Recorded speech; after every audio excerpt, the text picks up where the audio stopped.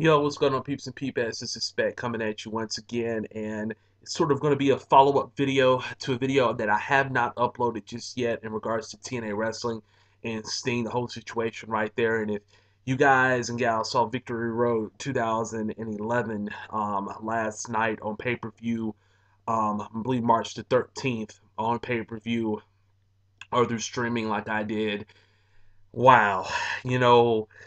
As most of you know by now, if you don't know, Sting and Jeff Hardy had probably one of the worst main events of all time. It was a debacle among debacles. It made the finger point of doom. I mean, it made people talk about the finger point of doom that happened in WCW in early January of 1999, the Georgia Dome between Hulk Hogan and Kevin Nash. Look, really minuscule to this. I'm not sure if I agree with that, but it was up there definitely.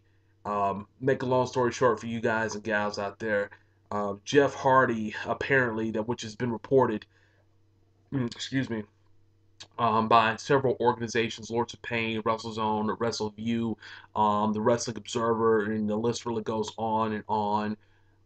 They have reported that Jeff Hardy was in absolutely no condition to actually wrestle Sting. The match itself lasted, I believe, like 1 minute and 8 seconds or something like that. Eric Bischoff came down originally to make it, I believe, a no DQ or something like that. And Jeff Hardy, you could just see on his face that he was in no condition to wrestle and to show up. And I'm going to give you my thoughts about that really shortly. And also, Sting was really visibly upset as well. We all believe that it wasn't a work and that it was a shoot, but with Russo booking and Eric Bischoff in charge, he loves to trick the fans and trick the boys in the back, and Russo likes to do the same thing, so you really don't know what's up. But to make a long story short, Sting just immediately um, took Jeff Hardy after doing their, the um, elbow and collar hookup and collar and elbow hookup, excuse me, and uh, he took Jeff Hardy, turned him around, and immediately did Scorpion Death Drop on him, really stiff and hard, and pinned him 1, 2, 3, and he was visibly upset afterward. Jeff Hardy walks back to the bag, and Sting gets out of the ring, and you can hear the fans call and say that this is bullshit, and they have a whole chant saying this is bullshit. And that eventually leads to Sting walking up to the ramp and saying, "Yeah, I agree." And this was followed by TNA doing a 10 to 15 minute um, discussion, expose, whatever you want to call it, just basically describing everything that had occurred um, during the night, during the pay per view, as if we didn't know and we didn't see it. It was basically, well, this is what I was looking for, a recap of everything that had occurred at the pay per view that night. And the pay per view itself was just really lackluster and all. I mean, it started off okay with the whole Tommy Dreamer and Bully Ray thing, but it just got worse and worse and worse. The knockouts match was horrible, was really horrible. The build wasn't even between the combatants. It just doesn't make any sense. Once again, this is TNA. You have the Jersey Shore girls and you have the Beautiful People and Winter feuding, and now you have Sarita and her cousin, you know, in a feud with the Beautiful People, and it's just a cluster of an angle. Velvet Sky costs them the tag titles, and Sarita and her cousin, they win. Rosette, I believe her name is, whatever it is, win the Knockout Tag Team Championships, and the finish was just horrible. I mean, come on, Earl Hebner. I mean, you might as well just retire right now with a lame finish like that. And the rest of the matches was just horrible too. If you haven't seen it, just go ahead. I believe they still have it up on streaming. Um, but my rant is this with TNA, and I kind of mentioned this in the video that I'm going to upload as well, that I did a couple days ago. It all goes back to the question of why in the world did they re-sign Sting? I remember saying this on a couple of videos ago. If you're going to sign him and you're going to make him your top guy and your champion, okay, what are you going to do? What is going to be your future plans? Yes, you did the shock value TV that was taped nonetheless on 3/3/11, and it led to nothing really at all with Sting. Yes, you had a little minor big pop of the people that was there who really didn't know what was going on, but by then, everybody who's tuning in pretty much knows what's going on. So you're not going to get that surprise in the internet world that we have today. And on top of that, you don't have any kind of short or long term agenda for Sting anyway. It's just a microcosm of what we have seen before with the guy.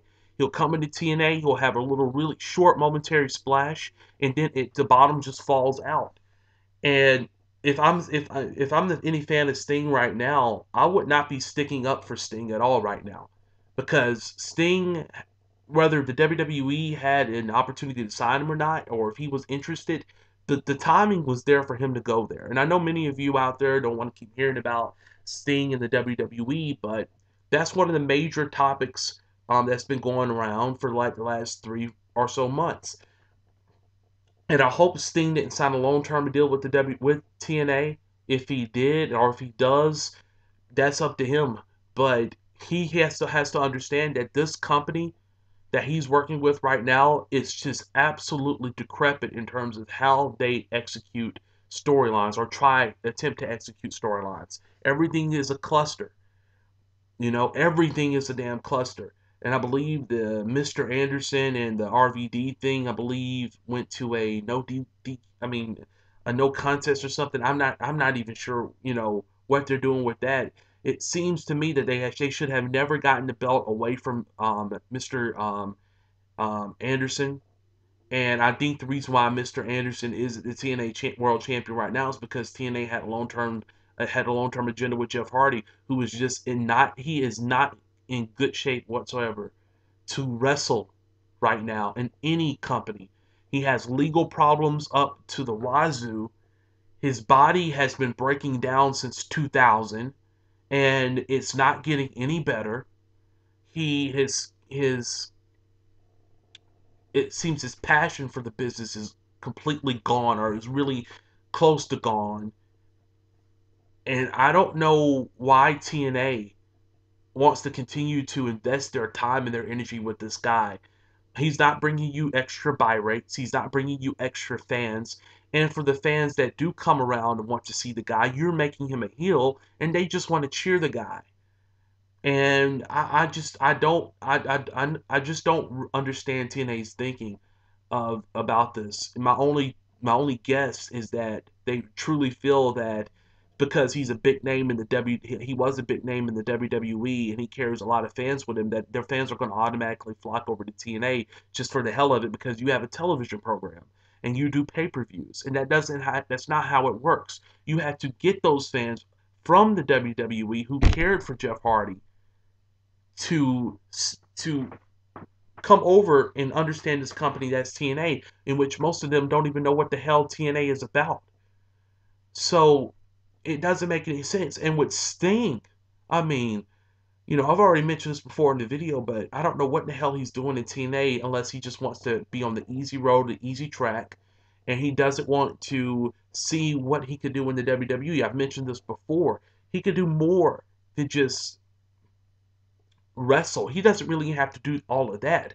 He could be a spokesman for the WWE. He could do a whole lot of DVD projects. He could do a tons of stuff with WWE Classics on Demand and still get paid handsomely compared to what he's getting paid in TNA, in my opinion. I don't know what he's making in TNA, but I can tell you this: I very, very much doubt that he'll be making more money in TNA compared to what he could earn in the WWE with incentive-related contracts. And also, you have to look into the lucrative royalties that he could be earning as well with DVD and merchandise and all that other stuff. So Sting is in TNA to me because he's comfortable with management. Now, after last night, I don't see how you can be comfortable with management. I didn't see how you could be comfortable with management years ago. But I guess when you were reportedly getting paid $500,000 a year to actually sit on your tail in California and not do much, and have appearance here and appearance there, and have angles that absolutely make no sense at times, like this one with Jeff Hardy, RVD, and Mr. Anderson, you'll be happy too if you're getting that sum of cash. And I know I'm harsh with Sting right now, but you know, if he thinks that what happened last night is something that he can just put aside and think that, all right, this is just one time thing in TNA. I'm pretty sure with the right people and Jeff Hardy that's on the right track, or a wrestler that's on the right track, no, this is going to happen again. And I think he's wrong. Now, on the flip side, if this is a work by Eric Bischoff and Vince Russo, I think it's absolutely deplorable that you're doing this. You're not going to get more fans to watch your crap because you try to do shock value television. And you never want to do shock value TV on a pay per view. You want to save stuff like that for an impact zone. Not people who pay, I mean, for an impact zone impact. You never want to alienate your fan base and the little fan base that you have who pay $35, who really buy and purchase the pay-per-views or spend the time to stream the pay-per-views. But specifically, I'm talking about those who spend their hard-earned money to purchase the pay-per-views, and you give them crap like that. Um, it's not how it works, and that's not what you do. It's very, very similar to WCW 2000 by TNA, and they should know better than to do that. But they have the kind of people who are running the company right now who are like this. And Dixie Carter, I've heard, on the In Your Head message boards, www.inyourheadonline.com, by the way, mentioned that Dixie's Twitter page was just flooded with people with negative comments. And the people that usually comment on Dixie Carter's um, um, Twitter page are those who are really loyal fans of her and TNA. And I've seen on several different wrestling websites forums that are very, very popular, and people who legitimately defend TNA almost at every turn could not defend what they saw last night. And if that's the case, and you have a little fan base that you're gravitating towards, and they're criticizing you about this, then you have a major problem on your hands. And I've said that TNA has had several significant business issues over the past 4 or 5 years in itself. This is a serious creative blunder, whether it was on purpose or whether it was not on purpose. Um, I don't see how TNA is really going to come back from something like this. They're already horrible as it is. They really need to do some more stuff with their management, clean house, and that includes Dixie Carter.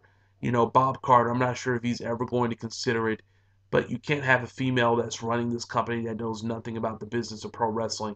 It's not TNA's biggest issue is trying to be like the WWE, getting its stars and trying to promote wrestling like them. You cannot do that. If you want to compete and you want to stay on top in this business, if you want to be relevant and you have people with financial backing that can help you get there, you need to seriously think about how you can be different. And it all started when they brought Hogan and Bischoff in. The real problems started when they brought Hogan and Bischoff in. Dixie Carter became the president, and also when this is before they came in. Dixie originally became the president, and Jeff Jarrett was relieved of his duties as president, and also having guys like Vince Russo around who knows nothing what they do. They had Ed Ferrara around, and they had Bubba the Love Sponge around. They tried to go to Monday nights, and that failed miserably. I can go. The list really goes on and on about the mistakes that they've made, not building Samoa Joe up to be the monster that he was in 2005 and 2006. Legitimately one of the hottest characters in the world at that point. I can go on and on about TNA, but last night at Victory Road was a new low for them, and they really need to get their act together because if this stuff continues to happen, their financial backers will leave them, and they're going to really be left with probably nothing left. But guys, that's it from me. Tell me what you guys think about this video and any comments and questions that you have concerning Victory Road. And I'm pretty much out. Peace out, peeps, and I'll see you next time.